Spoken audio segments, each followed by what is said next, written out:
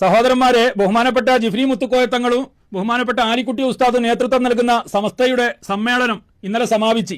സമ്മേളനത്തിൽ പല ചർച്ചകളും പല പ്രമേയങ്ങളും അവതരിപ്പിക്കുകയും ചർച്ചകളൊക്കെ നടന്ന് മലപ്പുറം ജില്ലാ വിഭജനവുമായി ബന്ധപ്പെട്ടും അതേപോലെ ജമാഅത്തെ ഇസ്ലാമിയുടെ മതരാഷ്ട്രവാദത്തെക്കുറിച്ചു ചർച്ചകളും പ്രമേയം പാസാക്കലെല്ലാം നടന്ന്. എന്നാൽ ജമാഅത്തെ ഇസ്ലാമിന്റെ നേതാക്കൾ ആ സമ്മേളന വേദിയിലേക്ക് വന്നപ്പോൾ അവരെ സ്വീകരിക്കുകയും ആനയിക്കുന്നതും നമ്മൾ കണ്ട്.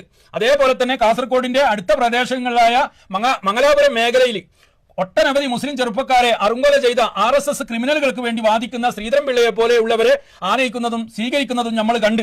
എന്നാൽ സമസ്തയുടെ വൈസ് പ്രസിഡന്റ് ആയിരുന്ന ചെമ്പരിക്ക കാദിയെ അറുങ്കൊല ചെയ്തവരെ കുറിച്ചോ അതുമായി ബന്ധപ്പെട്ട അതിന്റെ കേസുമായി ബന്ധപ്പെട്ട ഒരക്ഷരം മിണ്ടിയിട്ടില്ല. കാരണം ബഹുമാനപ്പെട്ട ചെമ്പരിക്ക കാദി ആത്മഹത്യ ചെയ്തതല്ല എന്നും അദ്ദേഹത്തെ ആരോ വകവരുത്തിയതാണ് എന്നും വിശ്വസിക്കുന്ന ഒട്ടനവധി ജനങ്ങൾ ആ സമ്മേളന നഗരിയിൽ ഉണ്ടായിരുന്നു. അതിനെക്കുറിച്ച് ഒരു അക്ഷരം മിണ്ടാത്തത് ഖേദകരമായി പോയി എന്നേ പറയാനുള്ളൂ. മറ്റൊരു വിഷയം, ബഹുമാനപ്പെട്ട ജിഫ്രി തങ്ങൾ സമാപന സമ്മേളനത്തിൽ പറഞ്ഞ് സമസ്തയിൽ നിന്ന് വിട്ടുപോയവര് തിരിച്ച് സമസ്തയിലേക്ക് വരണമെന്ന് പറഞ്ഞ്. അത് നല്ല കാര്യമാണ്. സമസ്തയിൽ നിന്ന് വിട്ടുപോയവർ എന്ത് ചെയ്യണം? സമസ്തയിലേക്ക് തിരിച്ചു വരണം. നല്ല കാര്യമാണ്, അതിൽ അഭിപ്രായ വ്യത്യാസം ഇല്ല. പക്ഷേ കേരളത്തിലെ ചില മാധ്യമങ്ങൾ അത് തെറ്റിദ്ധരിപ്പിക്കപ്പെടുന്നുണ്ട്. കാരണം അത് AP വിഭാഗത്തെ കുറിച്ചാണ് പറയുന്നത് എന്ന് പറഞ്ഞിട്ട് മാധ്യമങ്ങൾ അത് റിപ്പോർട്ട് ചെയ്യുന്നുണ്ട്. സത്യത്തിൽ AP വിഭാഗം എന്ന് പറയുന്നത് അവർ സമസ്തയിൽ നിന്ന് വിട്ടുപോയതല്ല, സമസ്തയെ പുനർസംഘടിപ്പിക്കുകയാണ് ചെയ്തത്. ആ കാലഘട്ടത്തിൽ സമസ്തയുടെ പ്രവർത്തനം നിർജീവമായിരുന്ന കാലഘട്ടം ഈ കാലഘട്ടം പോലെയല്ല. സമസ്തയിൽ 40 അംഗ മുഷാവറ മെമ്പർമാർ ഉണ്ടെങ്കിൽ പോലും 15ഓ 20ഓ ആളാണ് മുഷാവറയിൽ പങ്കെടുക്കൽ. അതും എപ്പെങ്കിലും ആണ് മുഷാവറ യോഗം ചേരൽ തന്നെ.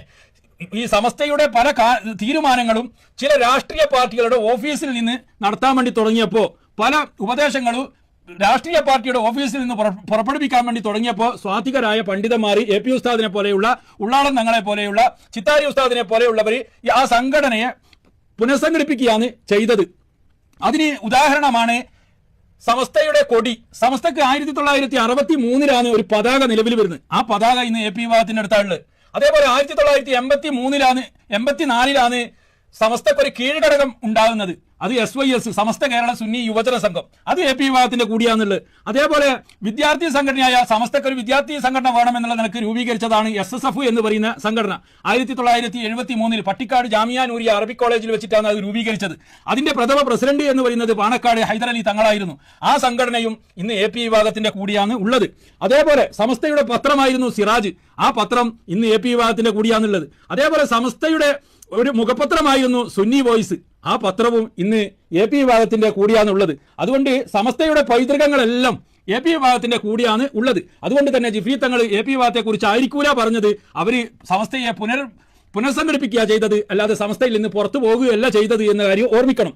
ജിഫ്രി തങ്ങൾ ഉദ്ദേശിച്ചത് വഹാബുദ്ദീൻ നദവിയെ പോലെയുള്ള, കുട്ടി ഹസൻ ദാരിമിനെ പോലെയുള്ള, സമദ് പൂക്കോട്ടൂരെ പോലെയുള്ള, നാസർ ഫൈസി കൂടത്തായിയെ പോലെയുള്ള, കല്ലായി അബ്ദുറഹ്മാൻ സാഹിബിനെ പോലെയുള്ളവരെ കുറിച്ചിട്ടായിരിക്കും സമസ്തയുടെ ആശയത്തിലേക്ക് തിരിച്ചു വരണം, നിങ്ങൾ സമസ്തയിൽ കുത്തിത്തിരിപ്പ് ഉണ്ടാക്കരുത് എന്നുള്ള രീതിയിലായിരിക്കും ബഹുമാനപ്പെട്ട ജിഫ്രി തങ്ങൾ പറഞ്ഞിട്ടുണ്ടാകുക.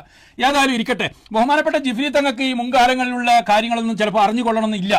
കാരണം 80-89 കാലഘട്ടത്തിൽ നടന്നത് എന്താണ്, എങ്ങനെയാണ് ഇവർ പുനഃസംഘടിപ്പിച്ചത്, അതിനെക്കുറിച്ച് അറിയാനുള്ള സാധ്യത വളരെ കുറവാണ്. കാരണം ആ കാലഘട്ടത്തിലൊന്നും ജിഫ്രി തങ്ങൾ നമ്മുടെ കേരളത്തിലില്ല.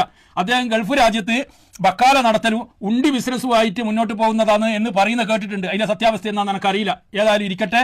അതുകൊണ്ട് തന്നെ ഇനിയിപ്പോൾ യഥാർത്ഥ സമസ്തയുടെ 100ാം വാർഷിക സമ്മേളനം വരാനിരിക്കുന്നുണ്ട്. മറ്റൊരു സമസ്തയുടെ സമ്മേളനം ഇന്നലെ കഴിഞ്ഞ് എല്ലാ സമ്മേളനങ്ങൾക്കും വിജയാശംസകൾ നേരുന്നു.